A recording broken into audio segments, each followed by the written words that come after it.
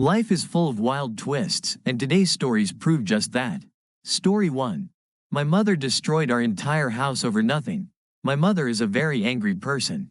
She would have these episodes where she would get so angry at my dad that she would destroy everything in the house. This would happen every week. And when I say everything, I mean everything. The TV, the microwave, cups and plates. She would take a knife and cut up the couches. She would also threaten my dad with a knife and even cut the tires of his car. It sounded like a war was going on every night. It happened all throughout my childhood. As I got older, I assumed that my dad cheated on my mother every night. He would come home very late from work.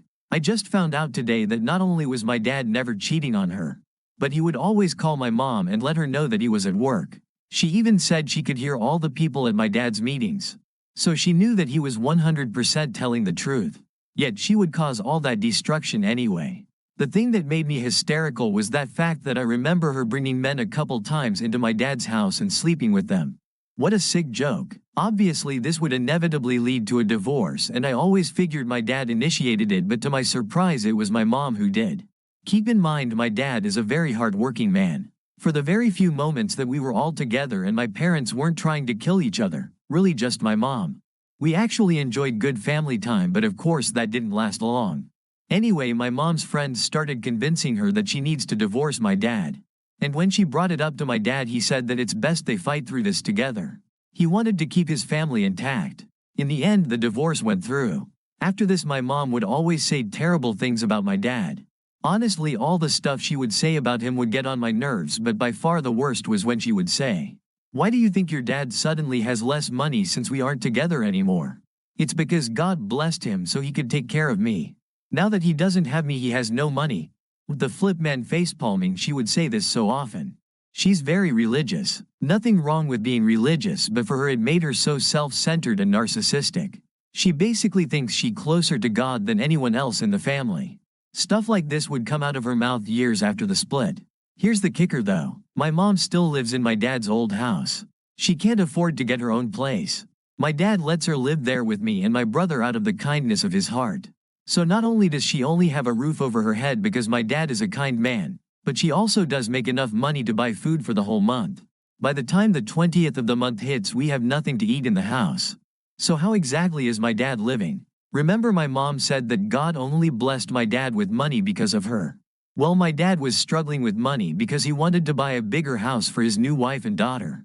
The place is lovely. Seems to me like God did in fact bless my dad. It would make sense since my mom tends to be a horrible person. My mom threw away such a good life. That new house would have been for her. But she spent her life blaming other people instead of dealing with her problems. She's also the type to instantly say that someone is possessed by demons when they make the smallest mistake. I find it so interesting that the person most likely to have actual demons living inside her is the first person to point at other people and claim they have demons. Anyway, I think she definitely realizes that she made the biggest mistake of her life. It only took 8 years. The reason why I can tell is because she's become far more religious lately. See, she's always believed in demons like I mentioned, but she also believes that those demons are attacking her in her life. It's not just the demons though. She also believes that people are doing some witchcraft or whatever on her at work. Every time she has a bad dream, she thinks it's a sign from God or something. So whenever she has a nightmare, she always gets more paranoid. Anyway, she's been trying to fight back and she keeps bringing people to pray in the house and splash water everywhere. I'm assuming water that has been prayed for. She has a baby with her boyfriend, my little brother. Anyway, he got sick recently and she for some reason instantly thought it was a demonic attack or a witchcraft attack. She came home with a container full of water, so I asked what it was for. I could tell she didn't like me asking. She said it was water that had been prayed for. It was for the baby. I told her it wouldn't work because she was not telling the truth. It was likely some type of water that someone said would heal the baby. She lied because she knew I would disapprove because it goes against Christian beliefs. I know she lied because when the baby eventually went to the hospital, he got better fast. When I went to visit them, she said if she had the water there, the doctors would have used it. So now it's medicinal water? She's also been burning some type of plant in the house every night.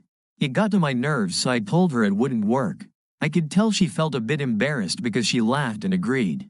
Not only did she not stop burning it, but she would also make the baby inhale it while he was sick. When I told her this was a terrible idea, she lied and said she used to do the same to me when I was a baby and I turned out fine.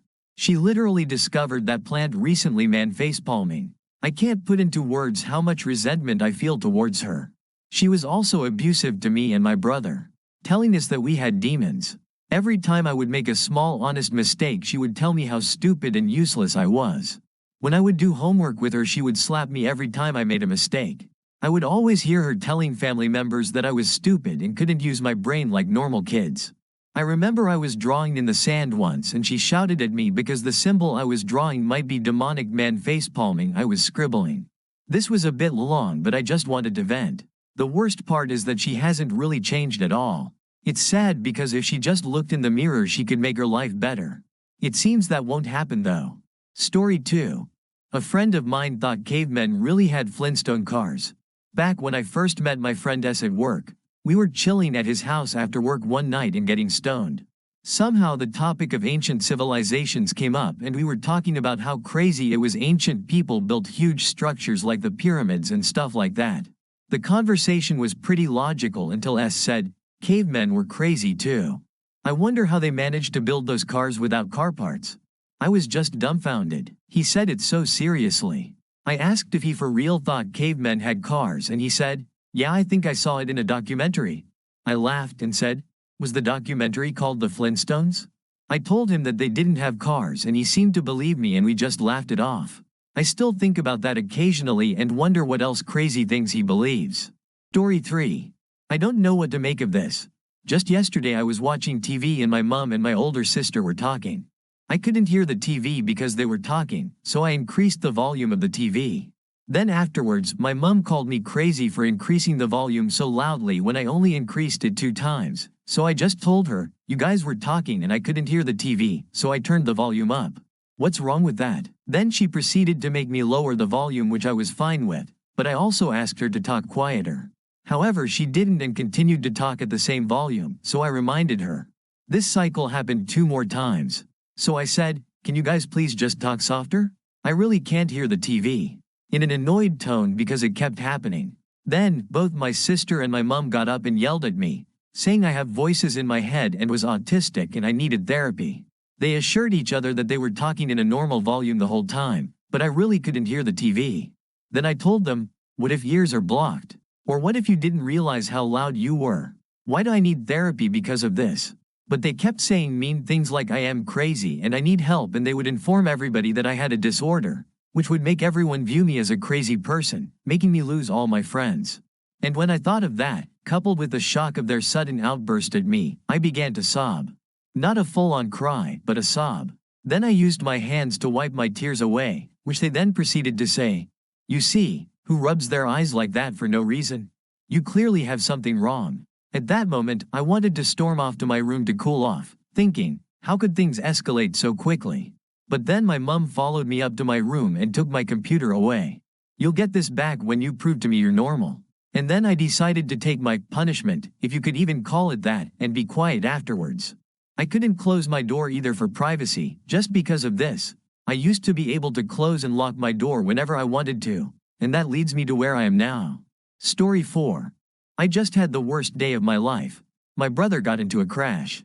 I'm 13, still in middle school. He's 15, a sophomore in high school. He played sports and he was so good at them, but all of that just got ruined. He was riding the gas mini bike he got for Christmas less than 2 months ago, and he was having so much fun with his friend, and then he was hit. He was turning on an intersection, and out of nowhere, some lady comes hurtling through the street. And that's it. He got hit. He's still in the hospital. Broken leg, collapsed lung, can't talk, just mumbling. He's being transferred to a hospital where he can get stuff done on him because he's still considered a child and needs pediatric care. My dad came into my room out of nowhere a few hours ago and said he was going to be gone for a few hours. I asked why. Brother crash. I got scared and ran to the car to get to the hospital as soon as I could.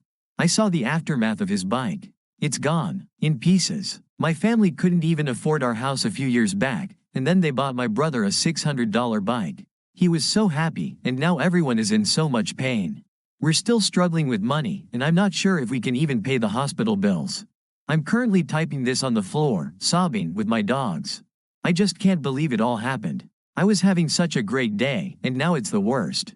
My brother is gonna take months to recover, my parents are in a mess, I'm a mess. Everything is horrible. I just wish this was some twisted dream I somehow dreamt up. If I could change one thing, no would just tell my brother how much I loved him. Just one more time. Edit. Thank you all for your kind words. And to those of you saying bad things, kindly, screw off. I'm still a kid, and my brother was in an almost life-threatening accident. We got some more info on the crash. The lady did pull over, and when me and my dad were in our way to the hospital, we saw her and the cops. It was slightly my brother's fault because he went on a red light when the lady's was yellow. He thought she would see him, but she didn't until it was too late. We got his x-rays and he's going into surgery today. He has a shattered wrist, femur broken in 3 places, and many cuts all over his body. If he weren't in full gear, IDK how he would have come out alive. My mom stayed with him all night at the hospital, and he's in the ICU right now. I can't see him because it's flu season and minors aren't allowed in because we're more susceptible to disease. And we could infect others because he was transferred to a children's hospital because he's still a minor. My dad and a family friend went to see him today. They haven't been back for a few hours. The family friend's son is at my house, and I see him as a brother, so it's nice having him around. I just got a call from my mom and stopped typing for a bit. He's going into surgery in 2 hours, but he's conscious and speaking coherently, so no brain damage. He looks a lot better than he did yesterday when he was freshly in the ER. Story 5. The problems I have always have had in friendships. Hi, I am 15F. And this is about a former friend of mine, 14F. When I first met her, I told her about how a mutual friend had cut my hair. I let it happen because I have a hard time saying no to people. I mostly vented to her about the situation to relieve my stress. However, instead of being supportive, she became close with the friend who had cut my hair. Over time, she started acting uninterested in me, barely engaging in our friendship. She would ignore my texts but still respond to the friend who cut my hair. It felt like she wasn't being a real friend anymore. Before she transferred schools, she sent out a group message inviting everyone to a party, including me. However, she didn't mention that it was supposed to be a secret surprise party. So, when I accidentally told the person the party was for, she got upset and blamed me, saying I wasn't a good friend. She almost shamed me for it, even though she hadn't told me it was a secret. That moment really hit a nerve because, throughout my childhood, I was often blamed and put down by others. Her words brought back those feelings, and I snapped. I told her off. In response, she ended things by saying, I shouldn't have sent it to you in the first place. I always have dealt with this. Story 6. The weight of grief. Living without a will to live.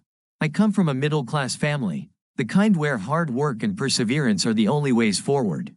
Life wasn't easy for me. I was bullied throughout school, and even in college, I never truly fit in.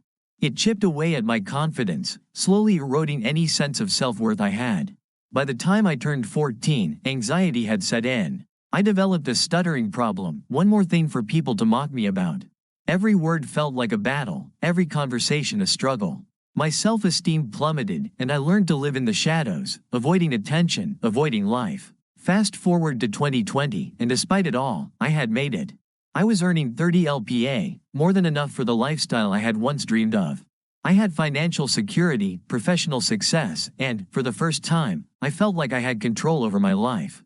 But life has a cruel way of reminding you that no amount of money can protect you from real pain. In September 2020, COVID took my mother away from me. That's when everything started to fall apart. Throughout my life, after all the bullying, all the struggles with self-worth, there was one person who always stood by me, my mother. She was my shield, my protector. No matter how broken I felt, she was there to remind me that I mattered. She defended me when things went wrong in our family. She lifted me up when I failed. She was my home, and then, suddenly, she was gone. It's been 5 years, but the pain hasn't faded. If anything, it's grown stronger, more suffocating. People told me time heals all wounds, but they lied. Some wounds never heal. On the surface, everything looks fine. I'm financially stable. I'm in a good relationship. I even got married in 2023, thinking it would bring me happiness. And it did, for a while. But the sadness never left. It lingers like a shadow I can't escape. A monotonic, dull ache in my head that reminds me, every single day, that she's gone. That no matter how much money I make, no matter how much I succeed, I will never be able to hear her voice again. 2 months ago, my wife had a miscarriage. It should have devastated me. And in a way, it did. But even in that moment of loss, my mind was somewhere else. Still stuck in September 2020, reliving my mother's death over and over again. I hate myself for feeling this way. I know I should be more affected by the miscarriage, but the truth is, my mother's absence is the only pain I seem to recognize anymore. I have reached a point where nothing excites me. I don't want to work. I don't want to meet friends. I don't want to go out, smile, or pretend that everything is okay. I don't want to live a life where this sadness is my only companion. I don't know what to do anymore. I don't know if I even want to try. They say grief fades, but what if it doesn't? What if some people are just meant to carry it forever? I don't have the answers. I just know that I am tired of feeling this way. I don't want to live a life where happiness feels like a distant memory. But I also don't know how to find a way out. Maybe there is no way out.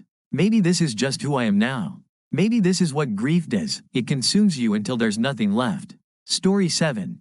People say I survived cancer, but I don't think I did. Yeah, I had cancer between the ages of 17 to 20. It was a horrible time in my life.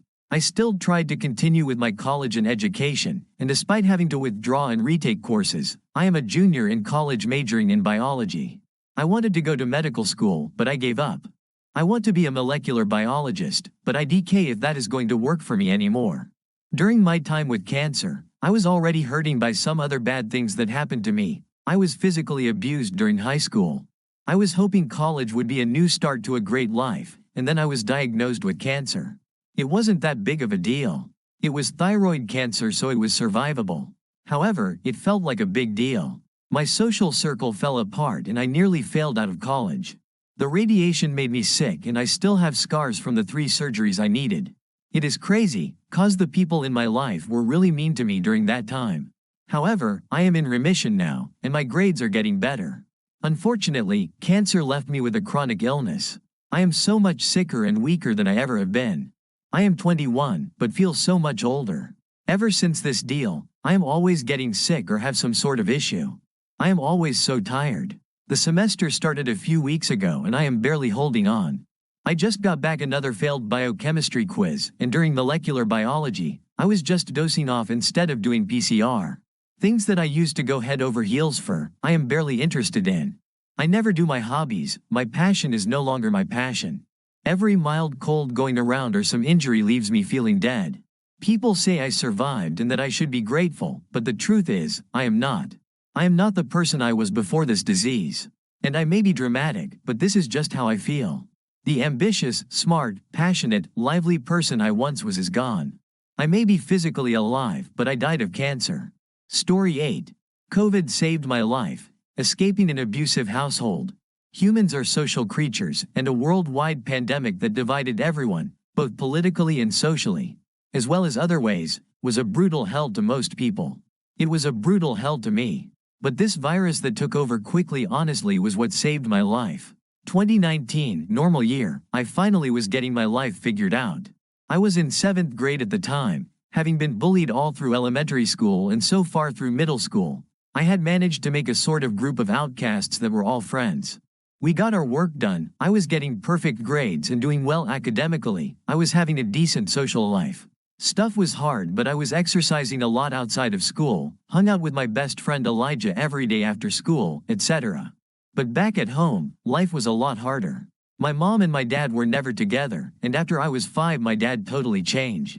He's always been odd, not good at raising kids, had 3 daughters he wasn't good at taking care of.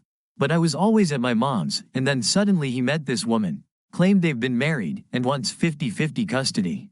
Refusing to talk to my mom at all, being non-cooperative, etc. Turns out, my new stepmom is a registered psychopath, arrested in Pennsylvania for fraud and stealing $100K from her ex-husband and put in prison for a decade. She made my life a living hell and made my dad change. Being at his house doesn't sound all bad, but he was a severe hoarder. I didn't actually care if I was there or not. It was just a power play that Leslie initiated. Leslie, my stepmother, was abusive and narcissistic. Made my dad fight for this power over me, just to completely ignore me when I was at his house. There's a lot that happened in between the age of 5 and middle school, but essentially, I wasn't allowed electronics at all at his house, had no clothes or toiletries, there was never food for me, and I was isolated. The only hope was school. I got fed at school, had friends, was able to be away from my dad. And most importantly, I went to Elijah's house every day after school on my dad's days until midnight so I didn't have to see him. But then COVID hits. I had lost my shit on Leslie a few weeks prior, so I had been kicked out of the office we lived in and forced to live at my dad's abandoned hoarder house. School shut down and switched to online learning. My mom insists I can't go to friends anymore so I don't get sick. My dad is working from home. And suddenly, I'm confined at his house, no electronics for school, no friends, no food, nothing to do. And the abuse gets worse. We fight constantly, screaming matches, arguments, him being physical with me. I'm only 5 feet 2 inches and 120. He's 6 feet 0 and easily 270 if not more. I can't do my schoolwork. Can't eat. No escape. I'm considering offing myself and the panic attacks get worse. Until one night, I flip. Insist I need to go to the ER or I would hurt myself badly. He gives in. He won't even talk to my mom. I wake her up by calling whilst sobbing. She's freaking out. He drives me to the ER. Can't even check me in, knows none of my information. I, in tears, tell the nurse at the desk everything. All of my info, what's wrong, allergies and medication, etc. I get a room. My mom shows up. My dad leaves without a word. I'm there for hours, well into the morning until they send me home with my mom. I'm relieved. I go to bed, comforted by my mom. The next day she wakes me up, tells me my dad sent an email. He had taken the door off of my room, gone through it. Found some things, some love letters from a boy, a ex toy, a broken knife. Shames me to my mom. Then threatens police if I don't go back. I tell my mom I don't want to, but she said a cop told her she'd be arrested if I refused. I'm forced to go back. But I have a plan. I get there to his house, go straight to the bathroom. Lock the door and sit down with my backpack, starting to read a book. It takes him an hour to realize. He tells me to come out. I say no. He picks the lock with a steak knife and holds it at me. So, I get up, pack my stuff, and leave. I walk out the front door while he's screaming at me. Walk down the street a few blocks to a friend's house and see the family outside in their garage. I go to my friend's mom crying, asking her to call my mom and the police. The police come, talk to me, go talk to my dad. My mom shows up, tells me she's proud of me and takes me home again. The next day, another email. The bathroom door is gone. There are cameras in every room of the house. No phone, no art supplies, nothing. I'm forced to go with him again. I scream at him in the car. Tell him I hate him. When we get to his house, I get out. Go around to the back of the car in the driveway and sit down. Get my book. He starts to throw a tantrum and tells me to get inside. I don't care. He calls the police on me, who had 10 minutes prior been at my mom's house dealing with everything. The officer asks me to go inside. I tell him no, I'm on the property, reading a book. He sighs, goes and talks to my dad. He can't force me inside. I didn't run away. My dad knows I'll sleep out there. I wasn't scared. He sighs, tells me to call my mom, go home to her, and never come back. It's been almost 6 years. It took a ton of adjusting at first. Some nights I forget I can just go upstairs and get food whenever I please. No more sneaking food in and cooking at 3 a.m. No more doing laundry in the bathroom sink of the one outfit I had. I tried to finish school, but the depression got too bad. I started working at 16 full-time. I love it. I still work. My boyfriend moved in. I met him online playing video games. I didn't know what gaming was besides Minecraft on the phone. I feel safe with him here. I dropped out of high school to work, but I'm getting my GED soon. I have a 4.0 GPA at the local community college. I do social work in my area. I just legally had my name changed to remove the last name he added when I was 7, that doesn't belong. All of the cops and so on told me I would have to wait until I'm 18. My mom said wait until I'm 18. Things will get better. I can escape him then. If COVID hadn't happened, I wouldn't have realized how bad the abuse was. If I hadn't been isolated with him and unable to avoid him, I would have still been enduring it. I turned 18 in 3 months. I thought I wouldn't live to see 18 because I couldn't take it. I'm planning a big birthday. I saved myself. COVID planted the seeds. 9. Falling in love in 3 days. A reality check. I met her on a matrimony app. She was 26, cute and soft, not fat, just the kind of body that made you think comfort. She had an innocence to her, or at least she wanted me to believe that. We talked for hours, no pretenses, no games. She asked about me, and I gave her raw, unfiltered honesty. She liked that, or so she said. The next day, she was back, still talking, still asking. By day 3, she dropped a bomb. I think I'm in love with you. Not, I like you. Not, I want to know you more. Love, in 3 damn days. I don't care how good I am at talking, how decent of a man I am. No mature adult falls in love in 3 days. That's not love. That's desperation, delusion, or a walking, talking red flag. But she was convinced. She had no past, she said. She had saved herself for her husband. She wouldn't even put her pictures on Jeevansathi. I asked, she uploaded 3. Then she took them down. Why? Because she only wanted her future husband to see her. Weird, but it got weirder. She told me about her life, her roommates, how 2 of them were, in her words, bitches, who slept in their boyfriends' rooms. She, of course, was different. She swore she had never done anything. Not once. She had stayed pure, untainted, despite living in the same space as people who treated sex like a hobby. I didn't buy it, not because I think women can't be pure if they want to be, but because people who are truly innocent don't feel the need to prove it so hard. And then there was the phone number issue. She was in love, apparently, ready to give herself to me, but she wouldn't share her phone number. Who the hell falls in love with someone and refuses to give them their number? I called it out. She got hurt, said I was questioning her feelings. She played the victim, said she had never liked anyone before, that she was serious about me. But serious people don't throw filmy tantrums when asked for basic trust. I told her straight, I wasn't here for games. If this was real, we needed to involve our families. That's when she lost it. 3 days of professing love, and now I was the villain for expecting something real? She accused me of doubting her, sent me dramatic texts about how I had broken her. And then, silence. 2 days later, I checked in. She told me she had cried for 3 days. Called herself Fluffy, a bad girl, kept repeating that I had shattered her. She made it sound like I had ruined her life beyond repair. I told her she had my number. If she ever got serious, she could call me. Then I left. Some of what she said felt fake. Some of it felt like pure manipulation. But some of it got under my skin. Falling in love in 3 days is insane, right? But still, I wonder. Did I actually break her heart? Or was she just playing a game she lost? Story 10. I lived a murder and a suicide. Hey, I want to share something with you guys and maybe help me think more positive about this cause it really torments me every time I think about it. A quick background of this story: it's about a couple. The woman was childhood friends with my mom and the man childhood friends with my dad. They met, got in a relationship, got married, and my father was the best man of their wedding, and in the same wedding he got closer to my mom. The couple had 2 kids, a boy 16 years old and a girl 13 years old, which my dad was the godfather of the boy. I knew this people since I remember myself. I'm 17 currently, and for the last 8 years we lived one apparent above them. They had a lot of problems in their marriage, like toxicity, manipulation, control, cheating from both sides, but they always ended up back together despite the times they almost broke up. Many incidents happened throughout the years, but the main one was in May 2024, where the man beat up the woman up at 4 a.m. after a night out. The beating took place outside and kinda far from home.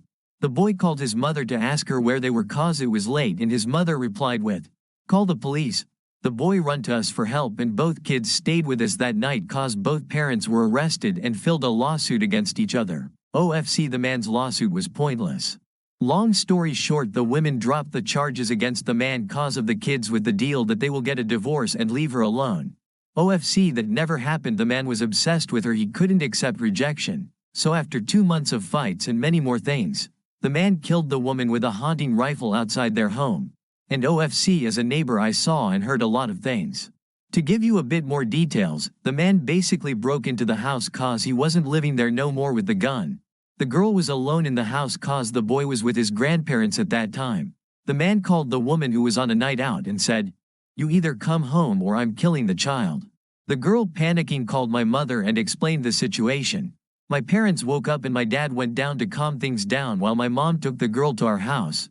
Me at the time was half asleep and awake cause I don't really sleep early in the summer. When the man heard the car of the woman coming, he tried to go downstairs outside the building, but my dad was blocking his way. He got frustrated and he jumped off the balcony to the roof of the car. The balcony was 5 to 6 meters, around 10 to 11 feet. So not that high of a jump, My dad went outside, tried to stop him, but he didn't succeed. The man shot the woman through the window of the car and later committed suicide with that same gun. By the way, the police never showed up while all this was happening. My mom called them 46 times and no one answered. After that, only chaos was happening. My dad drove to the police station to get help. My sister and mom was in a state of shock and I was trying to comfort the girl that just lost her mother. Personally, I was also in a state of shock, but I had a feeling these last 2 months that things ain't going to end good, so I had the strength to call the boy who's also my best friend, tell him the news and try to comfort everyone. I didn't attend the man's funeral, only the women's, which was 2 days later, and only after that my shock was over and I managed to cry. Till this day I haven't forgiven him. I still have dreams with these two, and the most important thing is the kids, which me and my sister are best friends with, don't live here anymore. They went with the sister of the man, a really good woman and financially set for life, so it's the best for the kids, but they still miss being here with us and not 5 hours away. You probably asking why the woman didn't call the police during those 3 months. Well, she thought she could handle it. We used to joke about the situation as well, but we never thought it would go this far. The man was saying he will do it and my dad was trying to calm him down even though no one took him seriously. Such a mess, and a lot of things happened afterwards that I can't cover right now, maybe another time. Sorry for my bad English and I probably forgot some details, but it doesn't really matter. My adrenaline went to the sky writing this, so if anyone could help that would be appreciated. Thumbs up. Story 11. I put my mom in jail because of Roblox. Warning: this story is real, so no making fun. Warning: last year on my 15th birthday my parents finally bought me a new phone after years of suffering with an old, worn out and dying phone. My parents always worked hard to provide for both the physical and emotional needs of me and my 4 younger siblings. They didn't have the means for high-end luxuries like a modern phone, so I was so happy. Finally, more space, nicer screen, clearer sound, and newer features. I started using social media, specifically YouTube. Then one day I saw a girl playing a game I liked. When I asked about the name, it turned out it was a map in a game called Roblox. I downloaded the game and played that map. Its name was Dress to Impress. I was literally addicted to that map. Every day, every hour and every minute I would open my phone and play Dress to Impress until I got tired and went to sleep. I neglected my studies and I no longer took care of my siblings as I used to. The game was more important to me than anything. I was sick of it. The game was like any map and had VIP stuff and much cooler stuff that only those with money could get. So at first it was almost over for me that I would never ask my parents to pay for such a game. But as time went by I wanted more and more to get those stuff, so I made the biggest mistake of my life. I snuck into my parents' room at night, searched everywhere for my dad's credit card, then carefully took it and ran to my room, happy with a big smile on my face. I entered the card information into my Roblox account, then bought everything I've ever wanted. They were very expensive, but I knew my dad would be able to pay for them. I spent the whole night playing with the new things I bought and I was very happy, not even caring about realizing that it was my mom's credit card that I've stole. I didn't focus on the name because of how happy I was. The next day I put the credit card back where it was and went to sleep. I slept like a baby, dreaming of all the things I would do in my beloved toy once I woke up. But just 2 weeks later, the police came knocking at our house, taking my mom with them. I was shocked. Why would they take her? I'm sure it was my dad's credit card that I stole. However, I held myself together, knowing that my father was working for a company with an average salary that would allow him to pay off my mother's debts in a few months. It was a debts because this was a visa with an advantage that is difficult to explain, but it was money that the bank provided to my mother and she could pay it off in installments. But the truth was, my father had already been fired from his job months ago. And why? Because he borrowed money without permission to buy me that phone. We sold our house and lived in a small apartment, me, my father and my 4 younger siblings. I had to drop out of school and work because the debt was more than my father could bear alone. It took months to pay off the full amount. My mom finally got out of prison, then we went through a stressful time to get back to normal. It took a while for our situation to improve. During that time I had completely forgotten about my toys and my phone. Then my 16th birthday came. My parents told me that they were sending me back to school and that I don't have to worry about anything anymore and I could finally leave my job. That was the moment I realized what a horrible daughter I was. I cried so hard, but they thought it was tears of happiness and hugged me. That day I deleted my account and the whole game and even sold the phone and gave the money to my parents, saying that all I care about now is them and nothing else. I hated Roblox, Dress to Impress, phones, and anything connected with technology. I know it's illogical, but I just can't stand the sight of a phone in front of me anymore. Now I'm the most loving daughter to my parents, the most affectionate sister to my brothers, and I'm the outstanding student again. I have learned the most difficult lesson in my life. I know the story seems unrealistic or fake, but it's the whole truth.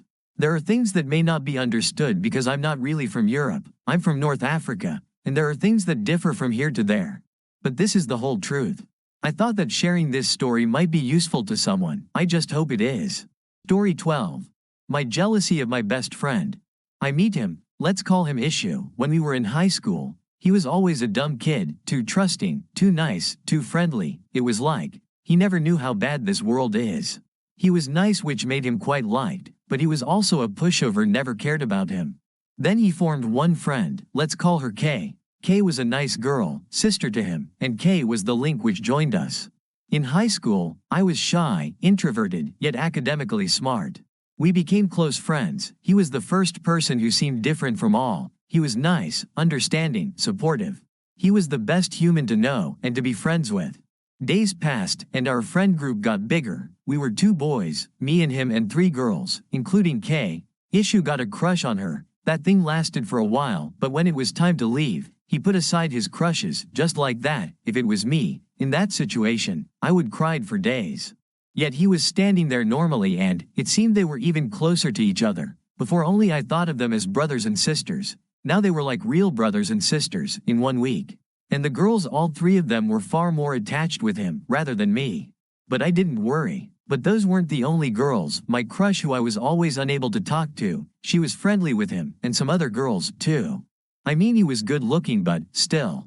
Then one fateful day, he told us about someone, let's call her Elisa. She was someone he met in a taekwondo tournament and became friends. As they became closer, he found out she didn't have any friends, she was alone, so Issue decided to include her in our group, so she can have more friends. We agreed after much talking. During winter break, his phone broke. Elisa thought she should confess to him, but his phone was broken, and at that point, when her message were not being replied, she confessed to me, I accepted, and we became BF, GF. And when he came to know about this, I thought he will be mad, super mad, yet he laughed and said, congrats bro. After some time we broke up. Issue also lost Elisa as a friend due to me. I was sad, but he was okay and supportive. After some time, everything went back to normal, and soon I realized I started to develop feeling towards Kay. She was nice of a person, and I decided I should tell him. Maybe with Elisa he was normal, but Kay was someone like his sister, it was bound to go bad, so I just said it. His reply was, just don't forget me behind, okay? I thought, how can someone like him exist? The thing between me and Kay didn't last long, it didn't even start. But now I started to realize something. He was far more calm, not a pushover now. Every flaw of him was fixed, except his laziness. He was always smart, far more than me, but was lazy. There was a thing about him, he was kinda like my therapist, someone who listened, no matter the situation, but he never needed me. It was like, he could handle everything on his own. So I didn't say anything. I also made some friends. Technically speaking, it was not my effort at all. They were his friends before me, and when I became his friend, he introduced me to them. And a special incident, we were going from floor 2 to ground floor. It would have taken 1 minute. In that span of 1 minute, he high-fived, fist-bumped, talked with 5 separate people, individually. At that point, I realized he was so liked. And he also had so much confidence. Whenever we needed to get out the books from the scary teacher class, he volunteered himself. No one else even had the guts. He was like this. In one examination, I topped physics, felt proud. In the final assembly of our school life, when Principal Ma'am was taking some special names of students, his name was called, mine was not even referenced. I forgot about it. Another incident, I threw a paper plane at someone, and it hit his specs, so the person started swearing. Issue apologized for us, but they were still swearing. This made me mad, so I was about to fight. Issue stopped me. He didn't let me, said sorry, and the situation ended, and didn't even ask for a thanks. In such a situation he was calm. How? No idea. Another thing about him, he was such an amazing actor, that I felt like I didn't even knew him. We did a test. We would write 7 things about each other and then check it. I got not even a single one right, but he wrote 9, and out of these 9, 8 were correct. He was also someone who could surely manipulate, no doubt, but he didn't. I was also learning manipulation, so I knew what could be done. I didn't become good at it, but I could identify when someone was using it. He never used it, all his relationship were genuine. If he wanted to, he would have been a total playboy, he didn't. Why, I have no idea, he was always like this. We both got in the same college, he was the same, but this time, he started to study, I was always the topper, but now he was coming close to me. During high school, every one of his bad quality was fixed. I knew he was smart, but he is nearly beating me in the only thing I am good at, with minimal effort. He is everyone's favorite, a leader, a person who every girl wants. Yet he is still human, empathetic, nice, he is perfect in all sense. I feel jealous of him, is it wrong? Story 13. Mid-2000s Boston bar scene. This was years ago, probably before text messages were mainstream. At a bar somewhere in Boston in the mid-2000s. I am with some of my friends and this cute girl walks up to me, tells me to email her sometime. I'm like, hell yeah, okay. So I email the girl the next day and a guy responds and says, I remember giving my email address to a cute girl at the bar. Definitely didn't give it to a guy. He went on to describe the girl in detail and yes, it was the one who gave me her email. So I emailed him back saying yeah, the same girl must have passed on his email to me. Over a few emails we had a laugh that we both sucked and better luck next time. I don't know what made me think of this, but this was one of those funny stories I used to tell when out with friends and people thought it was hilarious. Story 14. On loan. The freedom in letting go. My father taught me a lesson that now echoes in my mind with great force. Everything in this life is borrowed, and one day it will be taken back. Buddhists refer to it as attachment, the root of suffering. And although I may not have understood it right away, today I know that life is constant change. Clinging to people, things, or ideas only creates pain. We all will die someday, and my father, passing away a few days ago, reminded me that from a young age, I knew that my parents were borrowed, and that one day, they would no longer be with me. One of the last conversations I had with him was about freedom and evolution. Due to health reasons, my father required constant care. Illness had left his legs weak, unable to keep up with the pace of his years. Initially, I opposed the idea of placing him in a nursing home, but in the end, I understood that my work and my life prevented me from being with him 24/7. I accepted the reality, though it wasn't easy. However, my father didn't accept the idea so easily. He challenged life for his freedom. He didn't want to be confined to a place far from home. He wanted to be with his brothers, whom he considered the only ones capable of providing the care he needed. With his mental faculties still intact, my father wanted to continue living as he always had, surrounded by his loved ones. He didn't want illness to define his existence, nor did he want his life to end that way. He wanted to be free. I made the decision to give him that freedom. After a medical assessment, I understood that the best option was to allow him to return home, surrounded by his family. Despite all I knew about the deterioration of his body, the sense of freedom was crucial for him. No one knows reality better than the person who lives it, and although my heart was torn, I chose to respect his wish. In his final years, my father clung to his house, his childhood, and his youth, as if everything could return to how it was before. Dilemma was this. Should I keep him in a nursing home, against his will, simply out of a selfish desire to keep him close, alive? The answer wasn't easy, but in the end, I understood that it's not about forcing an adult to be where they don't want to be. I wasn't willing to take away his freedom. So, I let him go. I let him stay with his brothers. A few months later, his health deteriorated even further. My father returned to his house without the care his condition required. Eventually, one day he passed away alone. They found him 2 days later. His room was a mess. Was this the end he wanted? I don't know, but I find it hard to believe that his final moments were as they were found. I know he fought for his freedom, and that despite everything, his last moments were marked by loneliness and anguish. I did everything I could to keep him well, to care for him. But he wanted to be free. And although those who promised to be with him 24/7 didn't fulfill their promise, I know they didn't do it out of malice, but out of ignorance. And although they never had the courage to admit it, that doesn't change the truth. My father is no longer here, but I found peace because I understood. He was on loan to me. I keep many things of him. The photos from my childhood, the lessons he gave me. I also remember the disappointment he felt when I told him I didn't want to be a football player or a mechanical engineer, which might have been a blow to him. But over time, I understood that his dreams for me weren't mine. What he left me was much deeper, curiosity about life. I remember our nights of endless conversations when I was still a child. I would be in my bed, in the room next to his, and I would ask him questions that often put him on the spot. Why doesn't the sun ever go out? Why doesn't the earth fall even though it spins? Why can't we travel through time? With each question, there was a piece of my soul in search of answers. My father, though pragmatic, never stifled the curiosity I carried within. He always had an answer, though not always in the way I expected. But it was that difference that fueled my love for learning. Yesterday, I said goodbye to him. I accompanied him to his final resting place, next to my mother. Goodbyes are always hard, but something inside me tells me that now he is resting. He no longer feels pain, nor those legs that betrayed him. Finally, he is free. And so am I, because I know that life is not a path we can control. Everything changes, everything evolves, and the only constant is that unstoppable flow. We cannot cling to what we cannot avoid. As Heraclitus said, nothing in this world is permanent except change.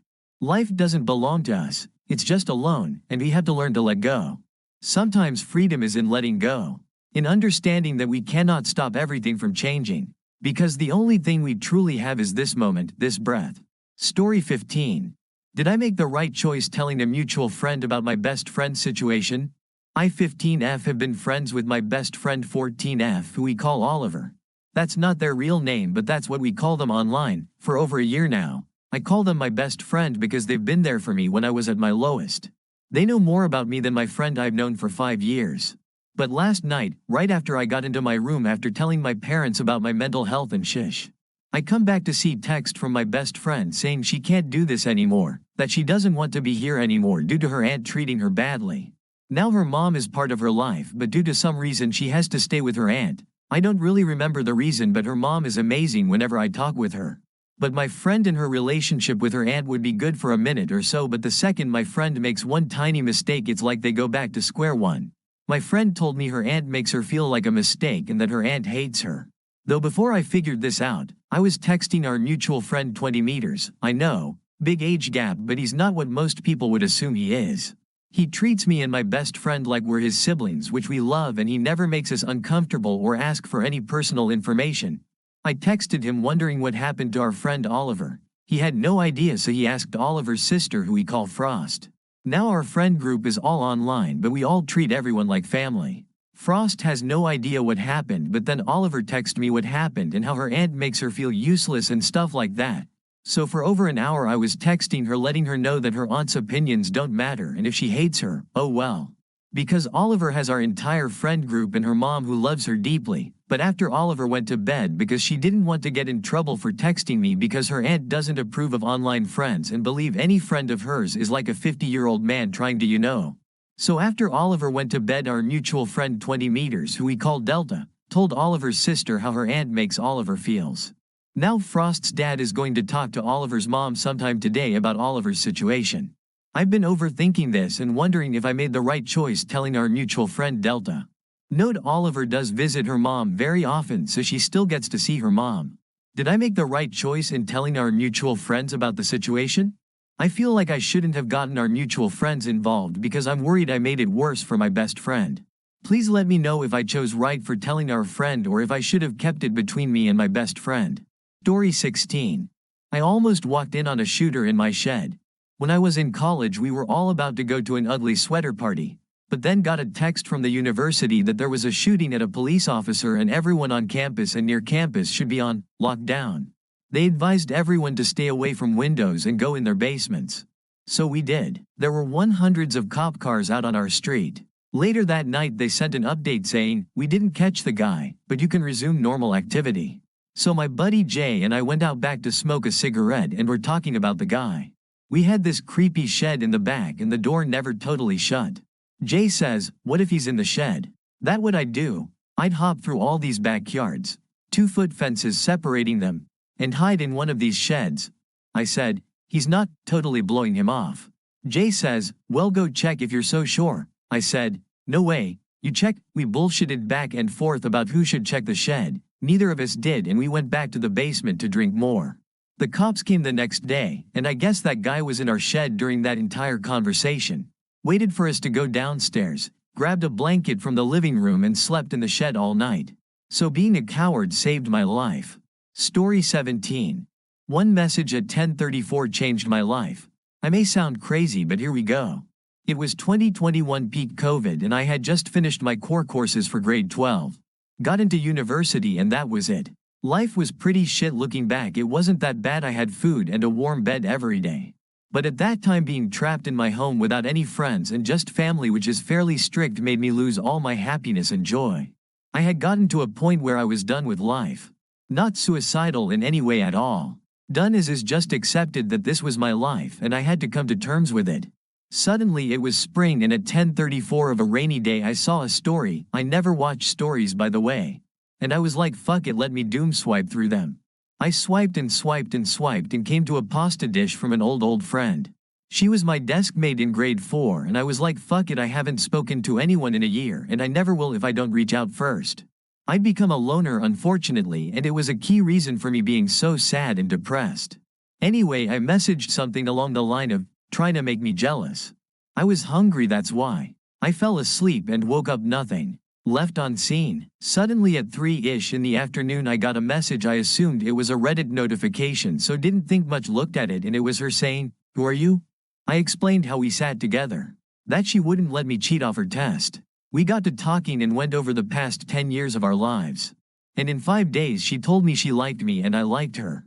Truth was, I liked her since grade 4. She always smelled like fruit and it made me crazy. She pushed me to change my depressed ways and it fucking worked. I got a job in a month at 16 and made some money. Got out of the house. Made friends. Have been working ever since, almost done university. And I couldn't have been more thankful for messaging that girl in a moment of hunger. Sorry for the grammar. Update. I see a lot of you asking if we're still in communication and whether or not we are together. The story gets a big glimmer, that's why I didn't want to share it, but I will. After a couple weeks passed and months, we grew deeper and deeper. Hours on call, planning to go away for a day or two. Just to explore. We got the memories and hold them near our hearts, but that's as far as we were meant to go. Her parents were not happy she was talking to me. Cast. I wasn't the right cast, and when they found out they pulled her away. It's been a couple years now, and though I haven't been romantically engaged with another girl, because I still feel there's hope and one day she'll come back to me. Perhaps at 10:34. Till then she's given me a lifetime of memories and saved me from becoming a human wasteball. Thank you, wherever you are. Story 18. Housing inspector loves my collection. As I type this, there is a property inspector in my flat doing a scheduled runaround on behalf of the landlord and letting agency. Dead nice man, same person who came and did it for the place when I moved in, so we had a little natter. So he arrives and he's about an hour early, so I'm just getting out of the shower and shout down to hold on for a second, and he does. I dry off, get dressed and say, "Hiya," and fill him in about a couple of maintenance things I've let the letting agency know about, etc. I ask if he'd like me to be present, or if he's comfortable just wandering off and doing what he needs to, and calling on me if he needs. He agrees and toodles off upstairs whilst I'm sat playing RuneScape. Don't judge me, please. He's like 5 minutes max, then pops down and asks about my C02 alarm. I mention he may have missed it because it's fitted on a beam, but I'll show him. On the way upstairs he mentions that he likes my collection, and I immediately think he means my framed one-piece cards, asking if he's a big fan. He says, "Oh yes, I'm big fan. Lovely collection." I laugh. I show him the code to alarm. He leaves. I sigh relief, like you do when any kind of inspection is over. Then I see them, my entire shower caddy full of toys that I'd washed last night and were currently air drying before their final sanitize. I'm mortified, and then I remember he has to take photos of my place. So, the poor letting agent has loads of normal photos of a flat, then wham, my collection. I fear I'll never recover. Story 19. I went to the theater stoned, and I think it changed my life. To begin, I'm 16, and like many people my age, I smoke weed every once in a while. I know it's a bad habit, and it's unhealthy to be doing so at this age, which is why I don't do it very often. However, when I first started, I was smoking a lot more often. This story occurred in that period of time, September 28th to be exact. The previous day, I had texted a friend of mine to hang out, which we did. He characteristically brought 2 things, his dab pen and another guy. We hang around town all night, wandering, talking, pretty much just chilling.